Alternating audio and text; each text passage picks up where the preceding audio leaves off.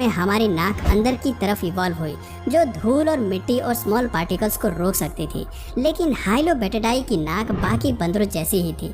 होमिनिडाई हमारे great great great great great grandfather हुए, जो होमो सेपियंस के विकास के लिए जिम्मेदार थे, जबकि हाइलोबैटिडाई से आगे चलकर गिबॉन का विकास हुआ, जो आज भी बंदर जैसे दिखाई देते हैं। बात करें होमिनिडाई की तो इस स्पीशीज में कई बदलाव और डिविजन्स हुए। इसी प्रजाति में होमिनिनाई और पोंगिनाई का डिवीजन हुआ। पोंगिनाई से उत्पन्न हुए पोंगो, जो पेड़ पर रहने वाले एप्स की तरह दिखाई देते थे, जबकि होमिनिनाई बने हमारे करीबी पूर्वज, जिन्हें हम अपने great great great great great grandfather का दर्जा देते हैं। हमारे ये पूर्वज एक बड़े लंगूर की तरह दिखाई देते थे। इनके शरीर पर लंबे लंबे बाल थे। कुछ होमिनिनाई पेड़ पर ही रहना चाहते थे, जबकि बाकियों ने विकसित होकर जमीन पर चलना शुरू कर दिया था।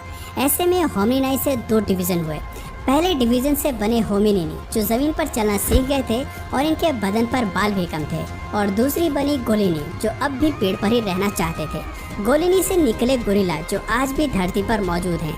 आगे इस प्रजाति में कोई एवोल्यूशन नहीं हुआ, लेकिन होमिनिनी में दो डिवीजन हुए, जिसके चलते सबसे पहले उत्पन्न हुए हम, यानी कि होमो सेपियंस, और फिर उत्पन्न हुए पैन पेनिस्कस, यानी कि बोनोबो और चिंपैंजी। इन दोनों जीवों का डीएनए आज इंसान से 99% तक मेल खाता है। हमारी तरह ये भी काफ़ी दिमाग वाले होते हैं। ये दो पैरों पर चल सकते हैं और ज़मीन पर रहने के साथ पेड़ पर भी अपना आशियाना बना सकते हैं। एवोल्यूशन के इस पूरे ट्री को जानने के बाद हम समझ पाते हैं कि होमिनिडाई से कैसे इंसान, गोरिल्ला, चिंपैंजी और बाकी एप्स की प्रजाति का विकास हुआ। इस कहानी से पता चलता है कि डिविजन्स के चलते हम अलग अलग स्पीशीज़ में इवॉल्व तो हुए, लेकिन हमारा प्राइमरी सोर्स सेम रहा। यही वजह है कि हम काफ़ी कुछ उनसे मेल खाते हैं। हमारा डीएनए भी उनसे काफ़ी मिलता जुलता है। लेकिन इसका ये मतलब नहीं है कि हम चिंपैंजी या बंदर से इवॉल्व हुए हैं, बल्कि इसका मतलब ये है कि हम एक ही फैमिली ट्री का हिस्सा हैं। अब आते हैं हमारे सबसे दिलचस्प सवाल पर। ज़्यादातर लोग बस यही जानना चाहते हैं कि आज चिंपैंजी या बंदर इंसानों की तरह इवॉल्व क्यों नहीं हुए, केवल हमारा ही एवोल्यूशन क्यों हुआ। तो दोस्तों, इसका जवाब बेहद ही आसान है।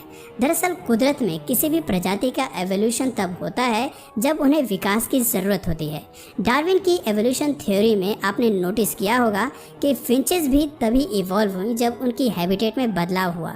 भोजन खाने के लिए जब उन्हें एक लंबी चोंच की ज़रूरत हुई तो उन्होंने अपने चोंच का विकास किया। अगर वो ऐसा नहीं करती तो वो भूखी मारी जाती।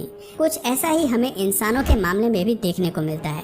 इंसान इवॉल्व इसलिए हुए क्योंकि उन्होंने पेड़ से नीचे उतरकर ज़मीन पर चलने का रास्ता अपनाया, जबकि गोरिल्ला और चिंपैंजी को ऐसा करने की ज़रूरत महसूस नहीं हुई। उन्होंने अपनी पुरानी कंडीशंस में रहना ही बेहतर समझा। जब वो पेड़ और घने जंगल में मज़े से ज़िंदगी बिता रहे थे, तब इंसान अफ्रीका के मैदानी क्षेत्रों में फैल गए।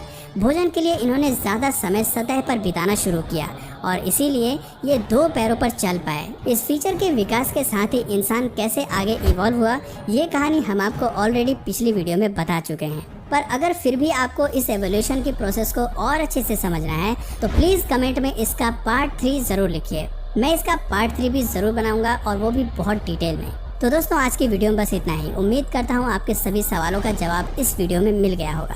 तो अगर इस वीडियो से आपको कुछ नया जानने या सीखने को मिला या फिर इंटरेस्टिंग लगा तो प्लीज़ इस वीडियो को एक लाइक करके अपने फ्रेंड्स और फैमिली में से ज़रूर शेयर करें।